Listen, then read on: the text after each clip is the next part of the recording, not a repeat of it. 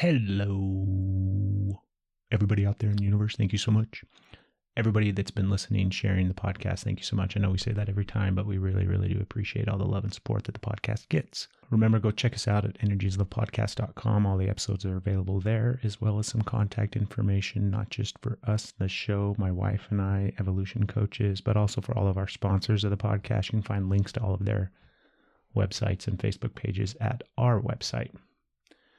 If you want to contact the show, maybe you want to be a guest on the show, maybe you have a question, maybe you have some advice, some recommendation, whatever the case may be, contact us through the website. We'd love to hear from you. Also, if you haven't already, go like us on Facebook. Go find our Facebook page, Energy is Love Podcast. See everything that we're doing through the Facebook page. Lots of different fun things. So thank you so much, everybody, for tuning in. Coming up Saturday, November 5th, we will be at the Law of Attraction Summit, which will be held here in Utah. If you live in the area, if you live in the Salt Lake Valley, it's a great event to come out to. It's going to be a free event. The Law of Attraction Summit brings together tons of presenters, speakers, teachers, vendors. Everybody involved has the sole purpose of helping you in raising your vibration and learning how to incorporate the mindset and the beliefs surrounding the law of attraction into your everyday life. So it's a wonderful event. We're going to be there recording an episode of the podcast. So if you're a fan, come out and say hello. Maybe get the opportunity to be on the podcast yourself. We'll be there all day. Remember, it's going to be Saturday, November 5th. You can find out more information at quantumnlp.net or through our website. You can connect and find those links. They're also on Facebook, of course. This episode and every episode of the podcast is brought to you by Crystal Water Float Spa, located in Swilla, Utah. crystalwaterfloat.com, or go to their Facebook page. If you haven't floated already, I don't know what's wrong with you. You need to get into a tank and float. If you live in the area, come out to Crystal Water and float. It's a wonderful, great experience. It's going to change your life in so many different ways, shapes, and forms. Floating is a thing that helps you mentally, physically, spiritually, emotionally, kind of covers the entire gamut of everything. So get in a tank and float. Crystal Water Float Spa is also the nation's only distributor of the Dream Pod. The Dream Pod is a wonderful tank. It's a very high-end tank for floating. It's incredibly luxurious, aesthetically beautiful, technically sound. So learn more about the Dream Pod at dream-pod.com or, of course, through Crystal Water's website. And then when you're ready to buy your tank, set up your float center, and bring floating to your community, contact Crystal Water Float directly. You can get your tank shipped out directly to you here locally in the U.S., which is a wonderful opportunity. On today's episode, I got to speak with Rachel Layton. I met Rachel earlier this year at one of the events that my wife and I were participating at. She was in the booth next to us. She's a really super neat lady. She's a Crystal Reiki Healer. She creates magnificent, beautiful jewelry. A lot of times she creates things specifically designed around your chakras and helping and aiding those. She was a wonderful person to be on the podcast. I loved getting the opportunity to learn more about her. She recently just started working at a new metaphysical shop located up in Ogden. So if you are one of our Ogden listeners, by all means, go check them out. It's Vibez is the name of the shop, and there'll be links to it in the show notes for this episode. Go check her out. Go find her stuff. She's got an Etsy shop as well. During this episode, we got into not just the things that she does with energy, but on a more personal level, some of the things that she's experienced and gone through in her life, and it was really profound. Kind of magnificent in the end when you think about the things that she's had to endure in a sense, but the positive outlook that she still holds and maintains is pretty inspiring. So hopefully you guys will enjoy this episode. I have no doubt that you'll enjoy this episode. Now sit back and relax and get ready for the podcast for the universe with my special guest, Rachel Layton. Here we go. You're listening to the Energy is Love podcast. Energy is love. The Energy is the Love podcast. The Energy is Love podcast. Energy is love. The Energy is Love podcast. The podcast for the universe. The Energy is Love podcast. Good morning, Rachel. Good morning. How are you? Good. How are you? I'm doing well. Good. How was your drive out? I know I already asked you, but... Not bad. It's pretty easy sailing. Yeah, it's kind of probably a relaxing morning. Yeah. It's kind of early. It's not super early. What time do you usually get up? Between 7:30. Get the kids ready for school. Yeah. How many kids do you have? 5.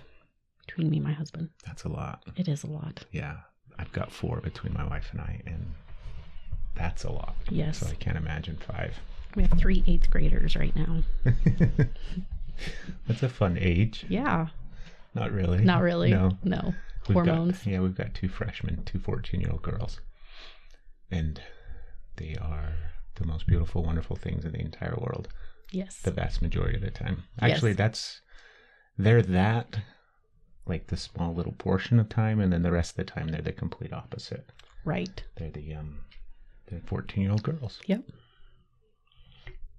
So one thing I wanted to talk about, because I think it's kind of funny how we met. It is. It's one of those kind of weird synchronistic things, right? Yep. I'll tell my side of it. Well, it's probably essentially the same story, but my wife and I were doing, and I don't remember, it was like the New Consciousness Expo, Yes. or it's the big one that they have at the Southtown Center and everything like that. And you and your mom just happened to be in the booth next to us. We were. Yep. Which was super cool. And so we kind of chatted throughout the day and everything like that. And then months later, I don't even remember my brain. I know it was this year, but I don't remember when it was. And we were at the next one that was up in Ogden, the Infinite Possibilities, whatever it was. Same thing. We just lucked out and you guys were in the booth next to us again. Yep. So that was pretty cool. I think it's pretty cool. Yeah. Yeah, it's fun. It's always fun when little stuff like that happens. Yeah. But let's see if I can find my water. One of the first things I wanted to ask you and go into, because there's a lot of things that I want to talk to you about. Okay. I know that you're a Crystal Reiki Healer, the Vibez store, right? Yes. Did that just barely open up? Yeah. So there's lots of stuff that we want to talk about. Yes. But first and foremost, I want to ask about kind of your jewelry and the things that you create and the things that you make, because I think they're really magnificent and wonderful. Well, thank you. How did you get into it?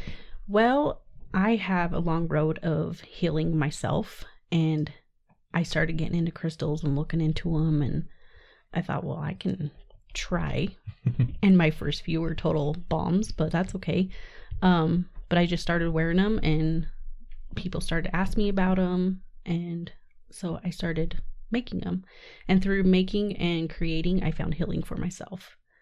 So, and then I just put the Reiki love into it and pass it on and pray that it will help heal somebody else. Yeah. Typically, like what's kind of your go-to? Like what do you normally use most of the time? I love quartz. Quartz is kind of my go-to, but I just love crystals all around. Mostly the chakras. I use a lot of the chakras and selenite. Selenite's one of my favorites. So, what do you like about quartz? Quartz is just like it's the mother of all the stones. It has every property in it, so you can't go wrong with quartz. So that's what I love about that. I always like learning about people's journey and their experience, because I have met a couple of people. We've had a couple of people on the podcast before that essentially were like brought up and born and raised in the realm of energy work and spirituality and tarot cards and meditation. But for most of us, it comes way later in life. Right. Mine came way later. It started about 4 years ago. I've lost 3 dads. And so I was on a path of trying to figure out why. Why do I keep losing these father figures in my life? And my first one, he gave me up for adoption when I was 8 to my stepdad, who is my dad. And I had a hard time with that, trying to understand why wasn't I good enough for him to be his daughter. But when I was about 30, I realized it's because he loved me that much to give me a better life. But it took me 30 years to figure that out. Because for so long I thought, well, why was I never good enough for him? And then about 2 years ago, my stepdad committed suicide. Well, my dad that adopted me, he passed when I was 16 of cancer. And then 2 years ago, my stepdad committed suicide. And my mom and I were there. And that really started my healing. Like, I had so much hate, but so much love and so many questions that I had every emotion possible at that time. So it really started, about 4 years ago it started, but about 2 years ago I really got into it. But now, like, I totally understand. I think it's to each their own on how they understand suicide and that, but I have found so much healing through the crystals and that through time. Are you okay talking about that a little bit more? Yeah, of course. And by all means, share what you want to share what you don't want to share. I'm totally fine with it. But when you say that you and your mom were there, So it happened while you were there, like in the house or whatever? We were trying to contact him all through the day, and he wouldn't answer. So we drove by, and we were in 2 different cars, and I told her, I said, something's wrong. We can't go in there by ourselves. And so we called my husband. He was at work. He didn't answer. My brother, same thing. So, and then we called my stepbrother, and his wife hurried and rushed right over. And he went through the house and looked, and then he went out to the shed, and that's where he was. He didn't see him or anything, but he did see. That's where he was found, was outside in the shed. Yeah. So we're going to do the best that we can to talk about this, because I kind of want to talk about this. Yeah. It's a difficult topic to discuss. No, I love talking about it because it may help others heal. Yeah, because unfortunately, it's all too common. It is, and it's sad. It's very sad. It happens quite frequently. I'll share a little bit of my experience. I was a cop. I don't know if you knew that. I used to be in law enforcement. And police officers respond to those type of calls all the time. So the vast majority of the time, if something like that happens, police eventually show up and get involved in some way, shape, or form. And for whatever reason, it always seemed like if I was working, then typically that was something that would happen. And so I went on a lot of those calls in varying stages of, do you know what I mean, had just occurred or had occurred days or weeks ago or whatever the case may be. But in my journey, my own personal journey, I came to understand and realize through feeling in those experiences, through being in that space and kind of opening up, there's a weird vibration and energy that takes place in an experience like that, when something like that has just occurred. Right. Can you talk about that at all? Do you kind of have the same sense? Yeah. Like, are you like when we found him, or like what happened after, or? It's kind of the whole experience, because I realized after going on so many different of those types of calls, and especially after I started to kind of open up to the expansiveness of energy in the universe and spirituality and all of those type of things. Because initially people can talk about kind of abstractly that there's something in the air, or that, you know, that they have that sensation or that feeling of something that's going on. But when you kind of have a better understanding of what those feelings are and that vibration is, then you can really feel it differently. Yeah. And so what did you feel that day? Like you said, initially when you guys, you know, got to the house, you could tell that something was wrong. We could definitely tell. Yeah. It was just gloom. Like, I just felt total darkness. And I just knew that we could not go in there by ourselves. I knew something had happened, didn't know what, and I didn't know if he was angry, or what if Mom and I went in and he held us hostage. I didn't know at the time. Was he struggling through a bunch of stuff during the time period, or was it just completely out of the blue? Like the few days before that, it was completely out of the blue. He had just retired, and we thought that he just had a heart attack and all that. So he was on a bunch of different meds. He was also on a trial med. And so we think that had a lot to do with it. There was really no, how they put out this side effects known at that time. So we think that that's what had a lot to do with it and changed his bouncing in his brain and all that. But we definitely could tell something was up that day. So we didn't want to go in by ourselves, and we needed somebody there. So that's why we called Jeremy, and he came over, and he was the one. But it was interesting to see how everybody reacted to it. Like for me, I'm one that wants to see, I want to know the facts, I want to see what happened. And so after they came and got him, me and my aunt walked out there, and I had to see for me. Yeah. I have to know. I'm not one that can just be like, oh, he did this and just let it go. That's not me. So a lot of people were they wanted to stay inside. They didn't want anything to do with it, but I had to know for me so I could heal and move on. Do you think that's why you have that aspect of, like, do you have other things in your life where you've kind of had nothing as traumatic as that, but that sense of where I need to... Yes, I always have had that. Grasp it and touch it and, really dive into it before I can kind of move through it. Yeah, so like the medical examiner came out, and he was like, do you guys want to know everything? And they all said no, and I just kind of stood back to the side, and after everybody left, I said, I want to know. I said, I want to know what you found. I want to know how you found him. I want to know everything. So he told me, and then I went out there after just to see for myself. And does it, what aspect of that do you think helped in your process of not just grieving, but understanding and everything like that? I'm not sure, but I think it's just embedded in me that I don't know. Yeah. So having gone through that experience, because I mean, there are some really shitty traumatic experiences to go through. And that's really high up on the list. Yes. That's one of those that kind of, do you know what I mean? Yeah. Whether it's 2 or 3 or 4 on the list down, but it's a really crappy experience to go through. How did it change you? It's weird, but it changed me for the better. Better understanding of what people are going through. And even if they're not showing signs, when you look back, there are so many signs. Yeah. And so it's like with my kids and how it's so prominent in junior high and high schools now. You know, I'm telling them, you really need to watch what you say to everybody and just be polite. And because there's so many things, you don't know what's going to trigger somebody. I was thinking of that actually yesterday. Because I told you we've got 2 14-year-old girls, they're freshmen in high school, and it does seem to be more prominent in the sense of where, unfortunately, kids take their lives all the time. Right. And there's all these issues and things like that, but it's like I think it coincides with, because I always flash back to like my childhood and the way my kids are going through life and experiencing life in their high school years and junior high and things like that. So different than when I was a kid. Right. And it's only 20 years, right? But I don't remember suicide even being something that was kind of in the space of, you know, I had to think really hard. And was there somebody that I knew back during that time period? That it was very seldom if you heard of somebody. Yeah. Yeah. And I think it just coincides with a lot of different things in society nowadays where because of not just Facebook and the internet and things like that, but social media and the way that everybody's connected, where there's so much more awareness and things are so much more predominant in a sense in our mindset. And I think that that's a good thing, but then I think that there's an aspect of it too where it's kind of shitty, where it's not really helping. Because I think people are hiding behind the screens and saying things that they shouldn't. And it's just like my daughter posted something the other night on Instagram about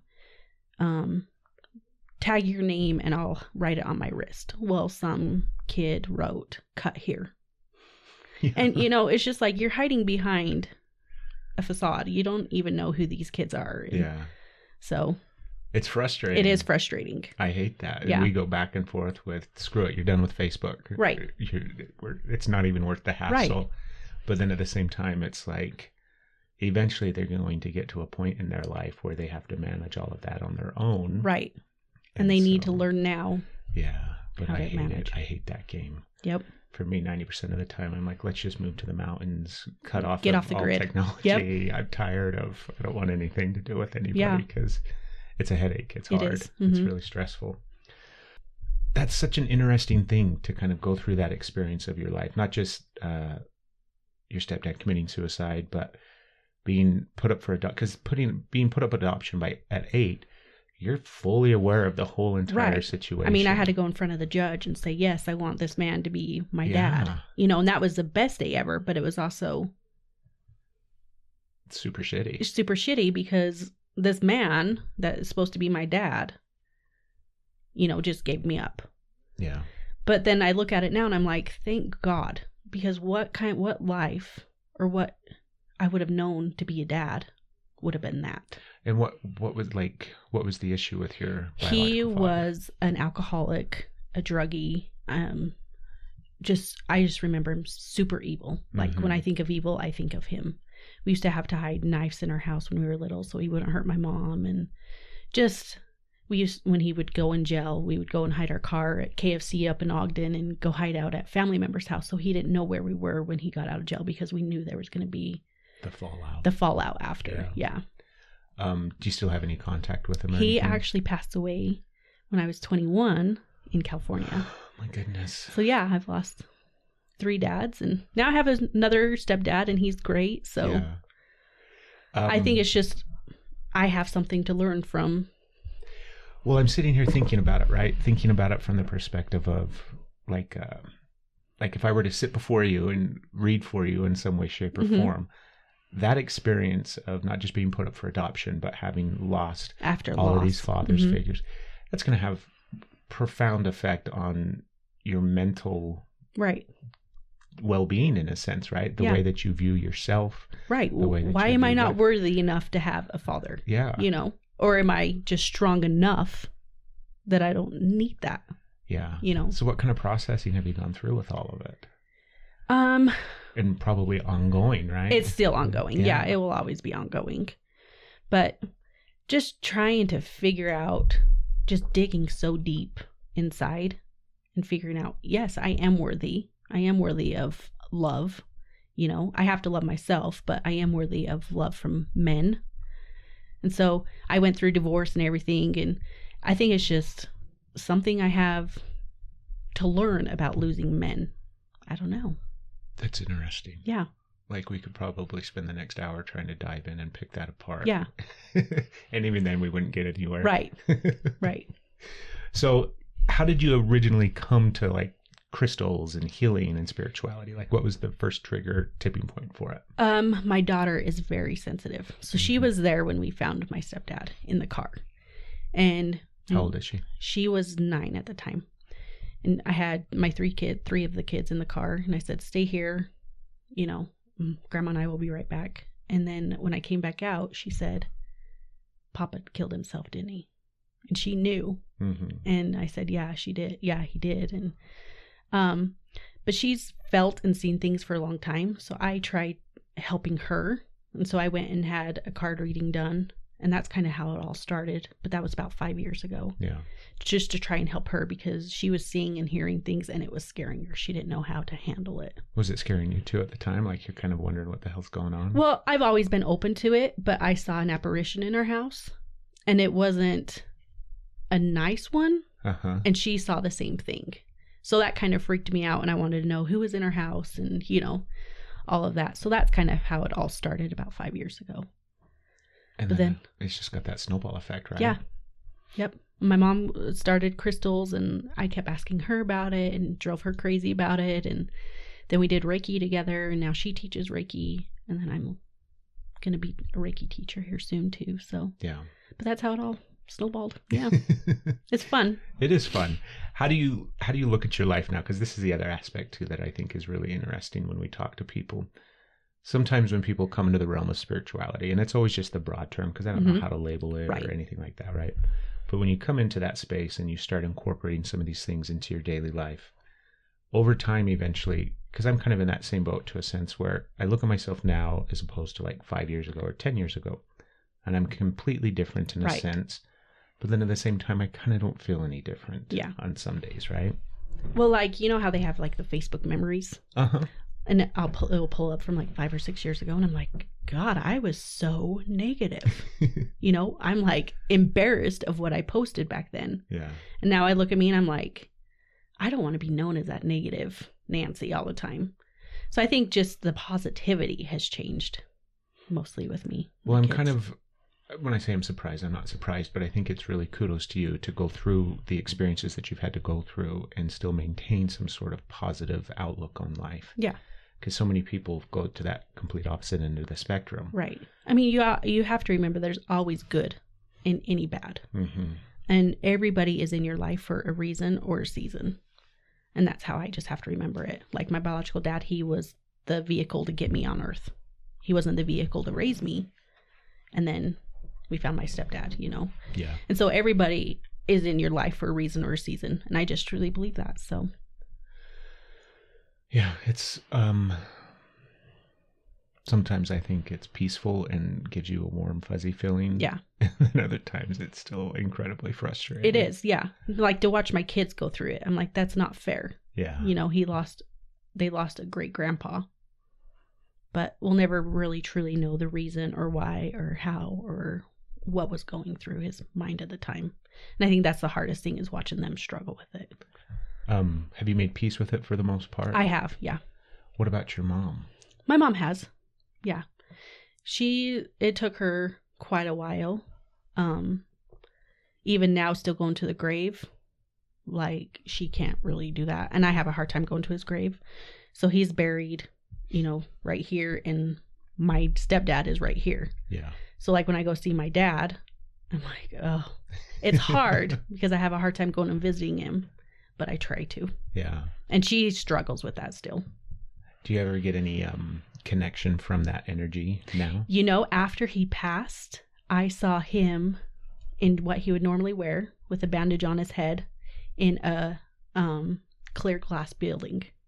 And everything was clear and white in there. And we asked our really good friend, Chantel, she's a psychic medium, and that's the healing hospital. So I was able to see him after he passed, and he gave me a big hug. That's good. So yeah, it was really cool. That's way cool. Yeah. Tell me about Reiki. Like, pretend first and foremost, because one of the things that we do at the podcast is we like to, people that tune in and listen may not have an understanding of what Reiki is. And we've talked about it on previous episodes and stuff like that, but pretend I have no clue what Reiki is. How would you describe it to me? Okay, so Reiki is a Japanese form of healing. Rei stands for the universal life, and then Ki stands for like all life healing, the healing part of it all. And so when you have a Reiki master, they are the conduit between you and the universal life, just to pass through the healing. So yeah. And but what, like, in the practical sense, what the hell does that mean? Like, what do you do with it? So I always have a hard time explaining Reiki because it's like you have to be there in order to know. It's hard explaining. It is hard to explain. Work at all. Yeah.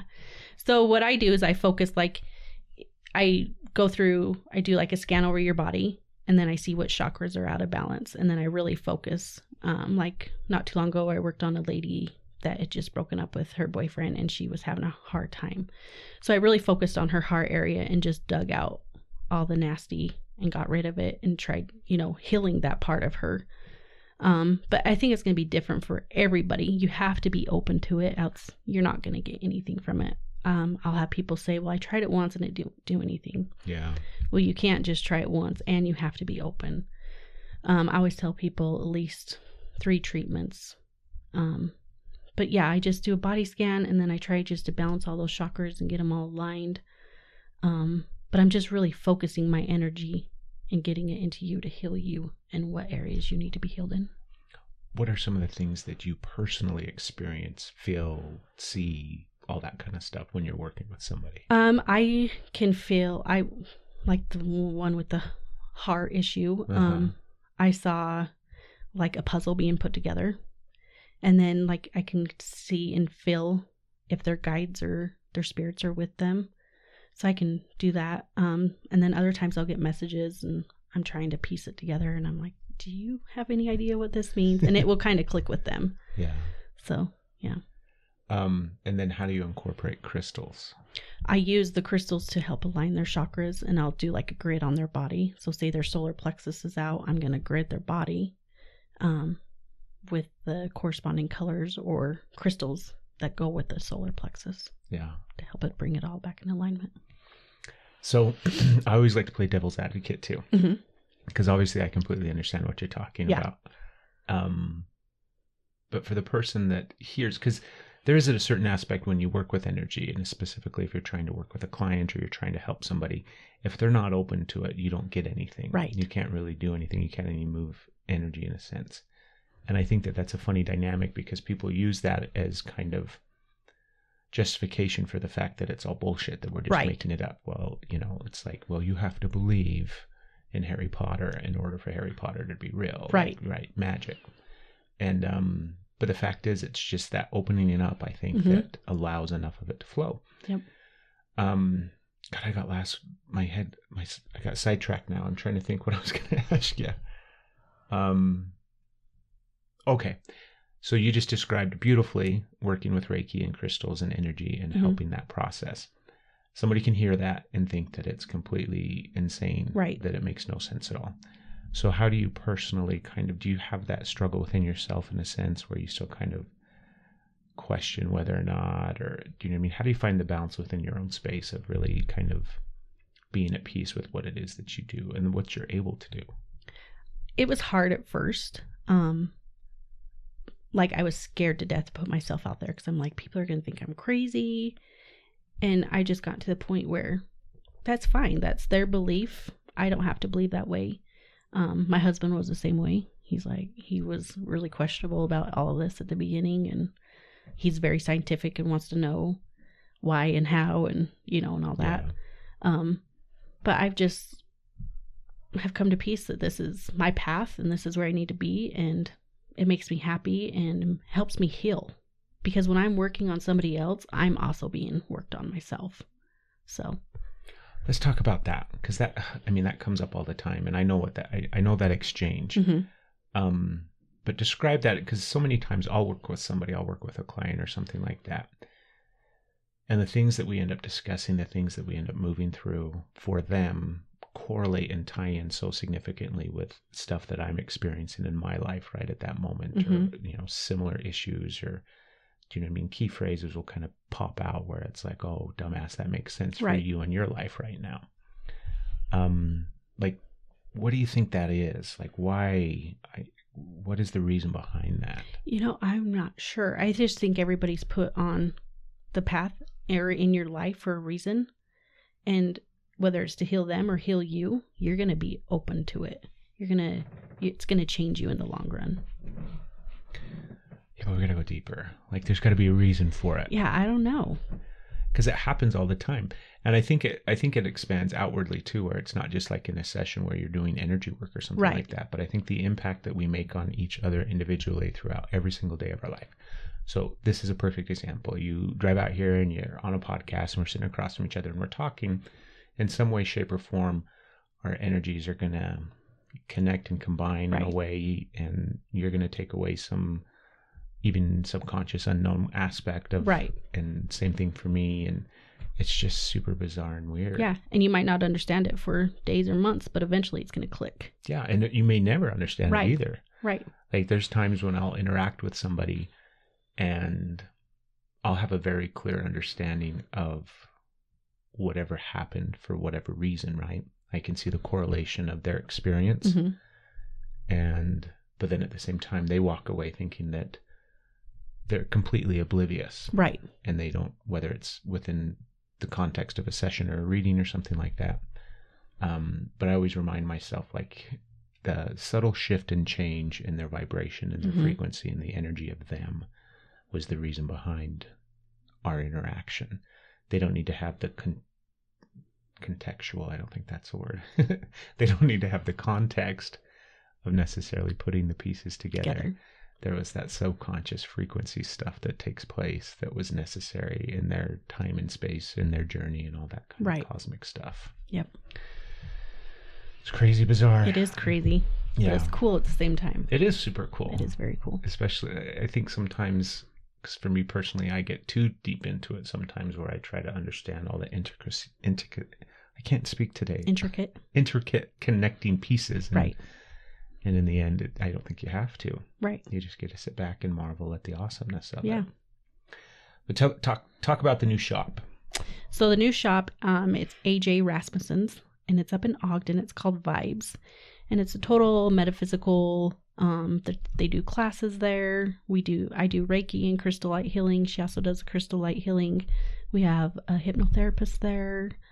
All kinds of fun stuff. And then there's a big retail space, and It's in Ogden. it's in Ogden. Yep. What's the address? It's off 36th Street. If you know where the Newgate Mall is, Burlington, it's just right directly north of that. Okay. In a little strip mall. And how long have they been It's open? 168. 168. 36th Street. Yep.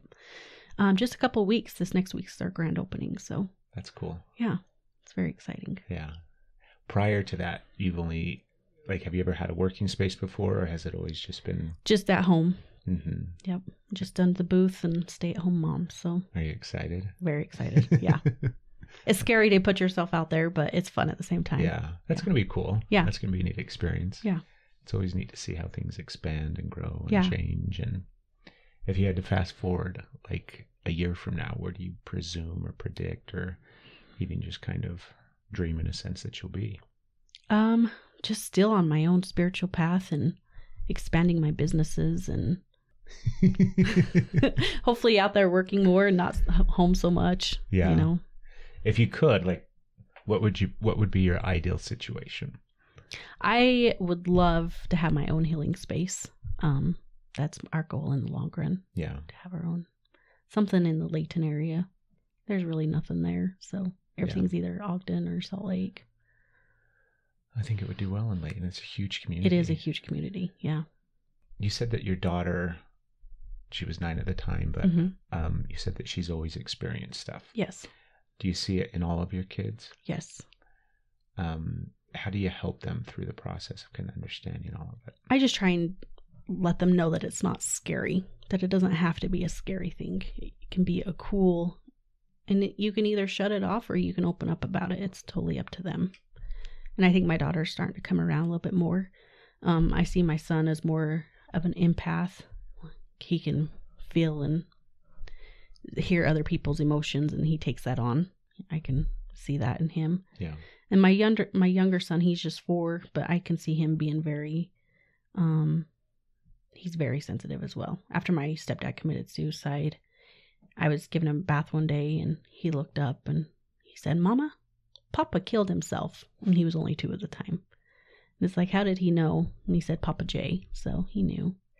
And then another time we were at the cemetery and we were leaving, and he looked up and out the window and he said, "But Papa, you're dead." So I know that he was there with him and that he can see and feel him. See, I think kids always, like, for me, I think that everybody's born completely solely connected to the source of energy that we Right. stem from. And then life gets in the way and distances us further and further from Right. it. And so I always love, like, little kids and small kids, and even, you know, the easier life they have, a lot of times they can hold on to it longer and longer and longer. But it's always fascinating. It is. And with Cole, he's the 4-year-old. My dad that adopted me, we grew up on a farm, and he had a tractor and cows, and but we were driving, me and my husband and Cole were driving by my old house that I grew up in and the farm, and he goes, "Mama, Daddy, I miss my farm and my red tractor." You know, and it's like, me and my husband looked at each other and like, what the hell just happened? So it's really cool. And he'll talk about that all the time. I miss being a farmer. And it's weird because when I found out I was pregnant with him, he was due on March 27th, which is my dad's birthday. So Rachel, that's some... It's pretty cool shit. That is some cool stuff. And that's some stuff that... Because you see things... I mean, you'll see stories like that pop up, right? So in your mind, is your boy the reincarnated energy of I your think father? he is, because he'll do so much stuff and he'll say stuff that, like, how did you know that? Like, you're 4. You shouldn't know that word. Or how did you know he had a red tractor? Or, you know, it's just, how did he know that's where the farm was? Yeah. How did he know that we had cows? And it's just crazy. Yeah. Because it's probably not something that you talked a whole bunch about with No, them. and like, we'll take tractors over to my dad's grave, but usually you find the John Deere ones. Uh-huh. But it's like, how did he know he had a red case tractor? Yeah. You know? So what do you like? Man, It's pretty cool. it is cool. Like, is that, you just chalk it up to that's kind of cool, or Yeah. like? I know deep down that it's more, Yeah. but I don't know how people would react to that or freak out or, Yeah. you know. Well, what deep down, like, what more to it? Like, I honestly think he's my dad's soul. Okay. So, And so then what does that mean for you? I don't know. I just have a special little boy that was brought back into my life because I need that, Yeah. you know. No. I needed my dad at the time. I was only 16 when he died. And that's it. When you need your dad, Mhm. you know. And I just think that he's brought back into my life because I need him here. That's super interesting. Yeah. It's going to be neat to kind of watch that, I bet. Yeah. And kind of see how it evolves and Mhm. changes and things like that. He's only 4, right? Mhm. So he probably doesn't grasp the concept, or you haven't had a conversation with him in some way, shape, or form, have you? Mm-mm. No. Like, I'll show him a picture of my dad and I'll say, "Who's this?" And he says, "Grandpa." You know, because we always talk Grandpa, Papa.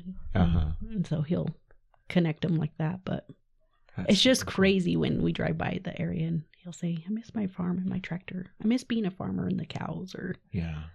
He's got that memory of it. yeah. That in the very, very back of his head. Yep. Thing. That's way, way cool. Yeah. And sometimes when he's talking about it, I'll say, were you married? And he'll say, yeah. And I'll say, how many kids did you have? And his number that he always goes to is 28. So everything's 28. And 28 yeah. kids. Yep. But yeah, it's fun to kind of ask him questions just to see Yeah. his answer. So That's really neat. yeah, Do you believe in reincarnation? I guess you must in some extent. I do. Yeah, Yeah. I struggle with it. I do too. Like, I'm there, but I'm not, but I'm there, but I'm not. Yeah. Go back and forth. Like if you were to look up, the exact definition of it and the religious connotation and the connection to, I don't even know what, I sound foolish now, but the religion that it stems from, whether it's Buddhism or that concept and idea behind reincarnation. I struggle with the, I guess the classical technical definition of it. Right. I think that energy always exists and it's always spinning and moving and connected. And so, do you know what I mean? I think that it's very, not just plausible, but very, very likely that your son has some portion or connection of your father's energy in him. Right. But I think when people think about it in that literal term of like your father's soul is now inside the soul. This soul, this little boy. Yeah. Then I think that that's where people get caught up with it. Yeah, But, I totally think his energy's with him. Yeah. Yeah. That's so neat. Yeah. This is what I'm thinking, Kay. I'm sitting here thinking about you specifically. And everybody, in fact, is like this in a sense where you have this, you're the center of your own universe. Mm-hmm. And you have all of these things that have happened to you that you've been a part of in conjunction with, and that, you know, you don't look at them in a negative light, which I think is really beautiful. But it's really interesting to see how your universe has spun around you and the things that you've experienced. Yeah. And obviously mine's been completely different and whatnot, but it's always fascinating to think about all of these people that have come into your life and are still in your life, and some, you know, easy to see ways and not easy to see ways and stuff like that. But that's really fascinating. Yeah. I would have never guessed that, because you don't have that type of, I guess, energy, for lack of a better term. Do you know what I mean? Because that's some heavy stuff to go through. Yeah, it is. And I look back at, like, even 10 years ago, like how down I was and what in a dark place I was. And I'm just so blessed to not be there anymore. Yeah. Because I hated everybody. I hated everything. And I was just depressed and sad. And I just don't want to be there anymore. I just didn't want to do it. I was done with it. I needed to be happy and find peace with things. So did you go through that whole like rebellious time period of your life where? I think I did when I went through my divorce. Yeah. Yeah. I was like, enough is enough. I was babysitting like 7 kids a day from like 5 a.m. till 5 p.m. And then I had a part-time job working 6 to 11. And so I was just tired and exhausted. And I was just done with everything. I needed to start anew. So. Yeah. What's one of the most challenging aspects you think when you're a spiritual person, when you have kind of taken on this in a sense of the way of life and living and moving through the experience of life? What do you think is one of the most challenging things that you deal with? Just people thinking that you're like this witchy woo-woo, you know, you're casting spells and doing this weird crap in your basement or whatever. And just worrying about what other people think.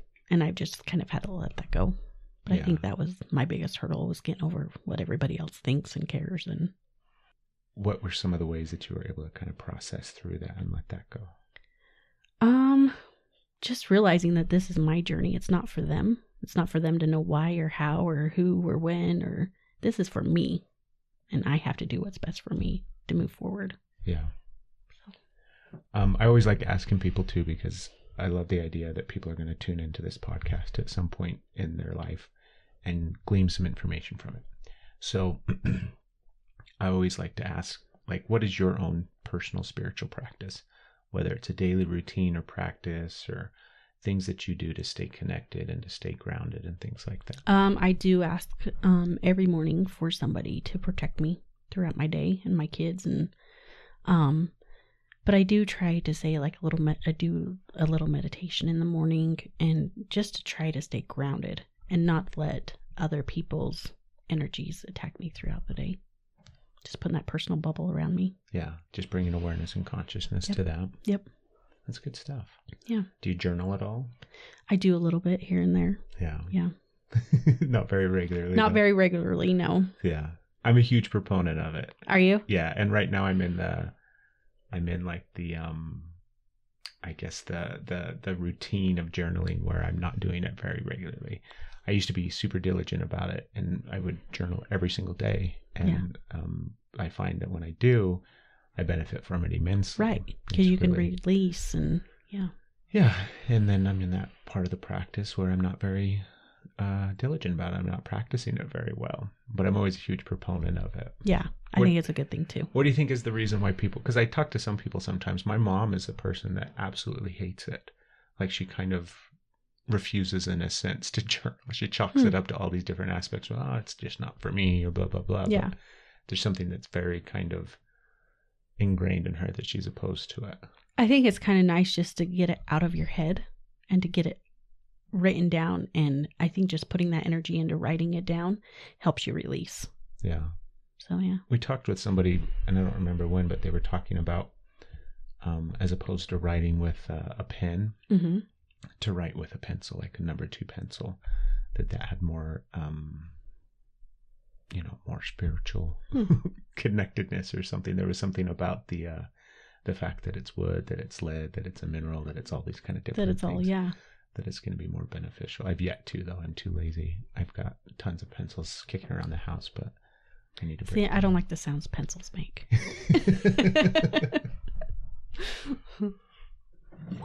What's the least spiritual thing that you do? The least spiritual thing. Jeez. I swear a lot. So I could either be spiritual or non-spiritual. Yeah. That's one thing I do. My 4-year-old's catching on to that. Yeah, I don't know. What's yours? Oh boy, I don't know either. I think everything... I guess that's kind of a stupid question. What's the least spiritual thing that you do? Because I don't think one thing would necessarily deem you any more or less spiritual. Right. Like there's things that I do that I'm not, that probably aren't in the best interest of my spirituality. Mm-hmm. Like I smoke, that's a terrible thing, Mm-hmm. right? That doesn't do anything for me spiritually. That's probably hurting my spirit in a sense. But I think that, I don't think there's any one thing that we do. Yeah, so that's kind of a stupid question.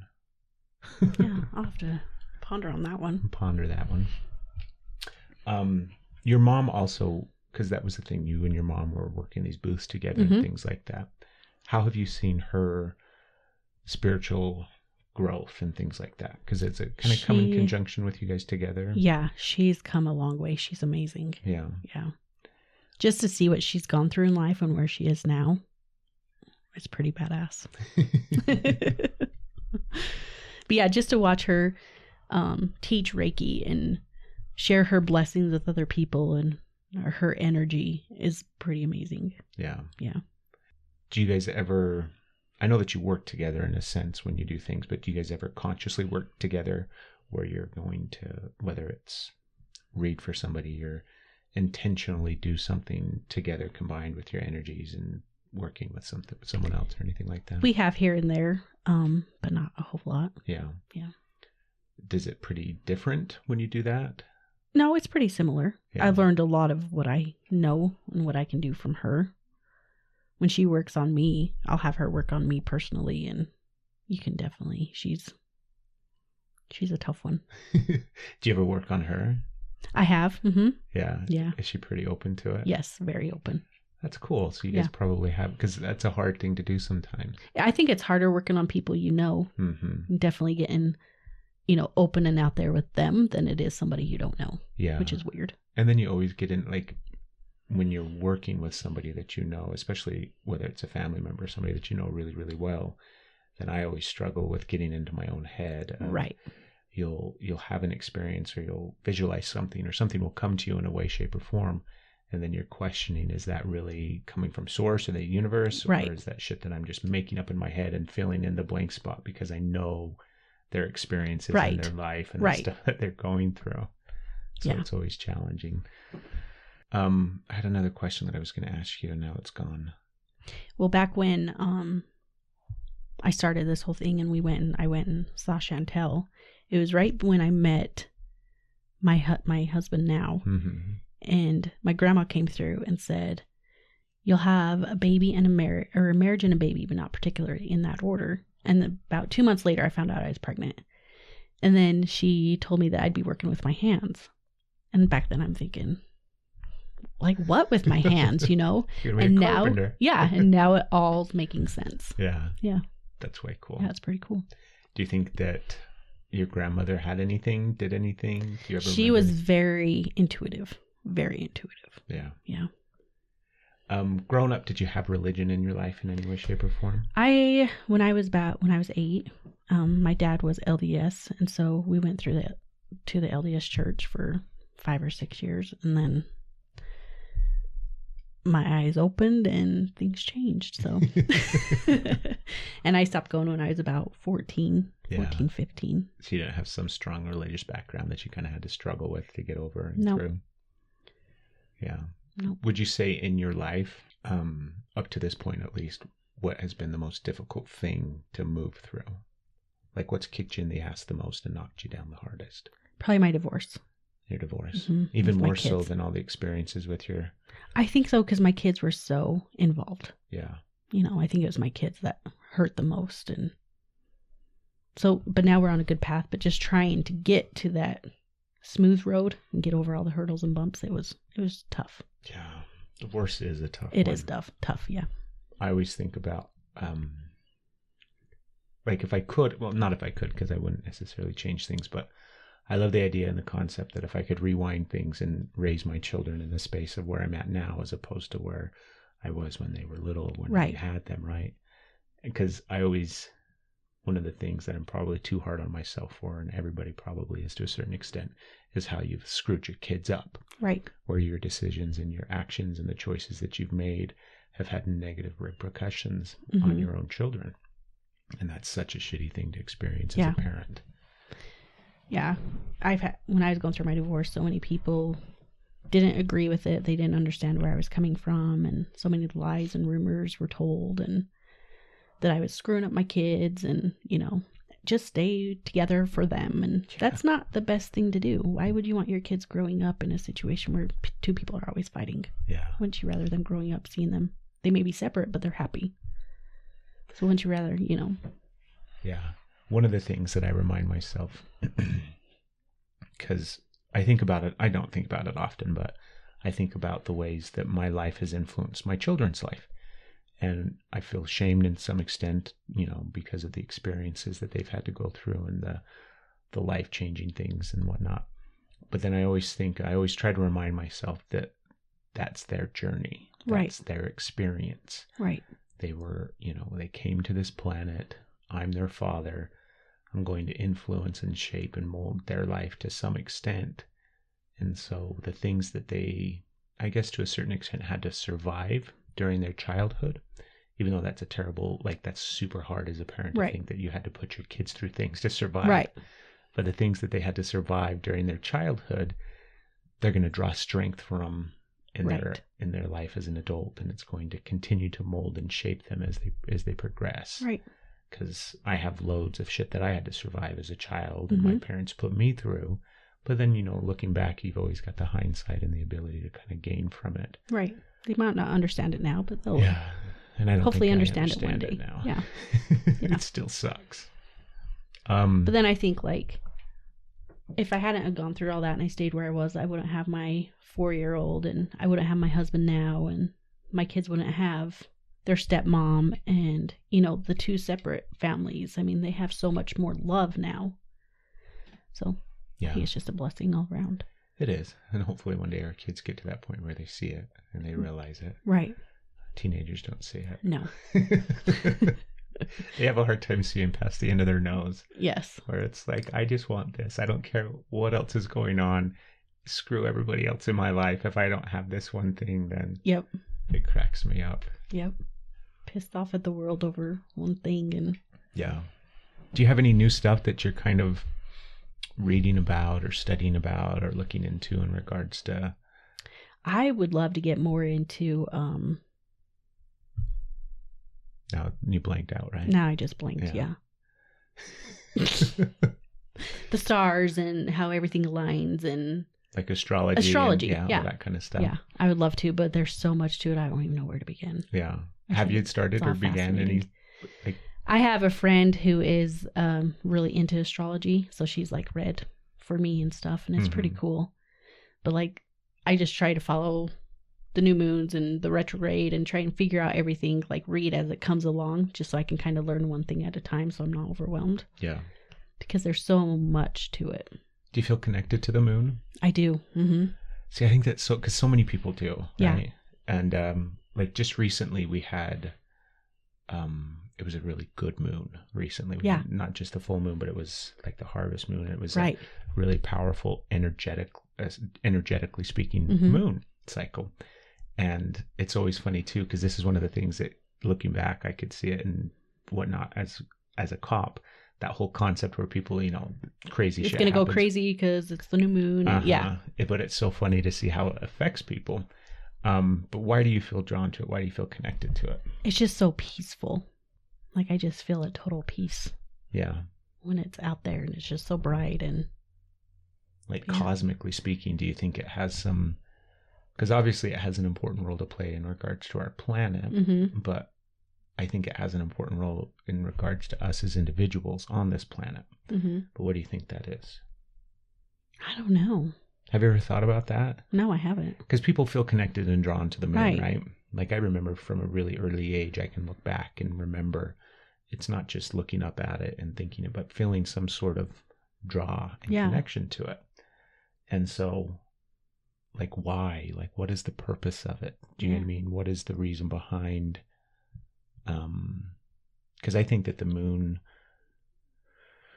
We may sound too far out there and bizarre for some people, but luckily we're on the right podcast for that. But if you think about what it does for our planet in regards to our gravity and our location and the tides and all those kind of different things that it kind of, and I don't even know to the fullest extent what the moon does for us as a planet. Right. But I think that it probably plays that exact same role for us as individuals. That it probably has way more to do with our vibration and our frequency than we even give it credit for. Right. Where we'll embrace the new moon or the full moon during its cycles and its periods and things like that. But I think that it probably plays a bigger role with like the internal tides of us as people and individuals and our energy. I just don't think we understand it. Right. Yeah, I've never really thought about that before, but that's interesting. It kind of makes sense to a certain extent, right? Yeah. Because if you think about the way that energy flows and the way that it moves, you can compare it to an ocean and things like that, and the receding tide and the waves and all these kind of different aspects and how the moon is correlated and directly affected in regards to those. It makes sense that the waves of energy that exist on a cosmic universal level probably have some connection and correlation with the moon, which would then affect us. All that kind of different stuff. Yeah. That's interesting. Yeah. Yeah. That's the crazy astrological universal shit that I think. Yeah. And so have you ever had, like, whether it's through a reading or through a meditation or a dream or something like that, where you feel like you've connected to some expansive place out there in the universe that you couldn't really describe necessarily, but felt that it wasn't of this planet per se? Probably just when I saw my stepdad, like in that crystal building. It was a total different place, feeling. It was awesome, but it wasn't of this realm. Yeah. Do you ever astral travel? No. Have you ever tried? No. Have you? Yeah. How is it? It's interesting. Do you know what I mean? And I think it's always up for, like, what I've experienced, I would describe as astral travel, and somebody else would describe it differently. And so it's always, I think, our own perception of it. And I don't think there's a clear definition of what, lucid dreaming or astral traveling or projecting really is. But I've experienced what I would describe as that. And it's weird. It's interesting. There's sometimes that I consciously try to do it, and I usually fail miserably. It usually comes out of nowhere. Right. Do you know what I mean? Sometimes it's in... This is one thing that I've realized recently, too, where I'll dream at night normally, right? And sometimes they're really vivid, and sometimes they're really what I would describe as like a lucid dream. But the vast majority of the time, if I'm taking a nap during the middle of the day or something, and it's just an hour-long nap or something like that, for some reason, I feel like I dive much deeper into that dream state and place where crazy shit happens than at night. And so I don't know what it is where, if I have like an hour that I'm going to fall asleep and take a nap for, and most of the time it's because I'm exhausted and I just pass out. Right. And maybe that's why. Yeah, I don't know. But do you ever have like what's the craziest not shittiest, but the craziest dreamy stuff that you've experienced? Because my guess is you've astral traveled. I think everybody does. Probably without knowing. Yeah, I just don't think we're aware of it. Yeah. But have you ever experienced something in your body and in your space and time that maybe when it's happening you don't have awareness of it, but you remember it afterwards, where it feels like, I I guess the easiest way to describe it, and it's not easy to describe, but you feel like your body's being pulled almost in a sense. It's similar to the sensation that you'll get when you're on a roller coaster sometimes, where you'll get a belly drop and a fast movement of a movement essentially. Have you ever experienced something like that? Actually, I always had this dream growing up of me falling out of the sky. And like I could feel that in my stomach, just the initial drop of it. Mm-hmm. And I always have had that dream. Yeah. Yeah. Now that you brought that up, that reminded me. Do you still have it sometimes? Sometimes, yeah. What do you think the significance of it is? I don't know. Have you ever picked it apart? No, I haven't. You got to do some deeper searching. Yeah, on that one. Yeah. But yeah, I remember even when I was little, we were living in an apartment in Clearfield, and I remember having that dream in that apartment. Yeah, a few times. And there's a physical reaction that you can correlate with it, right? Yeah. And have you ever had that experience or something similar to that, like in deep meditation or anything like that? No, not that I can think of. No. Mm-mm. But I'm going to look into that. You got to start traveling. Yeah. Do you dream often? I do. Do you? And I've tried to keep a book, and as soon as I wake up, hurry and write it down. Uh-huh. But there's sometimes I'm just like, man, that was so deep, but I cannot remember it for the life of me. Yeah. Most of the time my dreams, like if I try to write them down as soon as I wake up, I fell miserably. Yeah. Most of the time, especially if it's a significant dream, that I can draw some sort of correlation or connection with my current state in life. Like I'm in no way, shape, or form do I think that all dreams have, like if you dream of a turtle, then it means this, or right. If you have that dream, then it means this. I think that's all bullshit. I think that it's all individualized to the person. But a lot of times my stuff will come to me after I've been awake for like an hour and a half or something. Yeah, and then it clicks and it's like, oh. I'll be talking to my wife about something and she'll say something, and then suddenly you'll have this flash of holy shit, and then you just kind of sit there and watch in your head as the whole thing comes back to you. Yeah. Well, you got to start dreaming more. I know. A lot of my dreams have my dad in it, and a lot of them is weird, but it's at funeral homes, and he's standing next to me. So I don't know. But yeah, I've had that a few times. After my dad, when I was 16, he passed away. I remember he came to me, and I could feel his beard on my cheek, and he was rubbing my other cheek and saying it was going to be okay. Mm-hmm. Yeah, that was during a dream. Mm-hmm. Yep. See, so I believe that for me, that's not a dream. For me, that's a real experience. Yeah, where he was there with me. He was there with you, comforting you. I think that's the way that energy works. Yeah. Well, that's super cool. Yeah. Rachel, thank you so much. Yeah, thank you. I really appreciate you coming on the podcast. Yeah, thanks. It's been one of those things. Lately, I've been not struggling, but it's been like setting up interviews and somebody has to cancel. I have to trying cancel. To arrange, yeah. I think it's one of those time periods in the spin of the universe where shit just is hard to line up. Yep. But everything happens. And we weren't supposed to do it in September, so. Yeah, for some reason, right? For some reason, we weren't supposed to do it in September. So what's the best way for people to find you? On Facebook, I have an Etsy shop. I am opening up an online store here shortly. So it's called Strength in Stones. It will be open soon. Or at Vibez up in Ogden. Very cool. Yeah. Well, thank you so much. Thank you. And everybody go out and have a beautiful, beautiful, wonderful day. I love quartz. I had so much hate, but so much love and so many questions that I had every emotion. When I'm working on somebody else, I'm also being worked on myself. I've come to peace that this is my path and this is where I need to be, and it makes me happy and helps me heal.